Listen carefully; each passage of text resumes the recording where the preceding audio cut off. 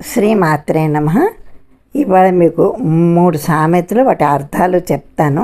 అందులో ఒక సామెత ఏంటంటే మంత్రాలకు చింతకాయలు రాలవు. దీని అర్థం ఎందుకు పనికిరాని మాటలతో పనులు జరగవు అనే సందర్భంలో ఈ సామెతను వాడతారు. ఇక రెండో సామెత తాతకు దగ్గులు నేర్పటం. దీని అర్థం గొప్పవారి ముందు తమ గొప్పలు చెప్పుకునే వారిని గురించి తెలియచేసే సందర్భంలో ఈ సామెతను ఉపయోగిస్తారు. ఇక మూడో సామెత ఊరంతా ఒక దారి, ఉలిపిరి కట్టేది మరొక దారి. దీని అర్థం ఏంటంటే కొందరు 10 మంది చెప్పే నిజాన్ని వినకుండా వితండవాదం చేస్తూ ఉంటారు. అటువంటి సందర్భాల్లో ఈ సామెతను ఉపయోగిస్తారు. ఇవి ఇవాళ 3 సామెతల అర్థాలు. ఇంకో 3 సామెతల అర్థాలతో రేపు కలుసుకుందాం. అప్పటిదాకా సెలవు.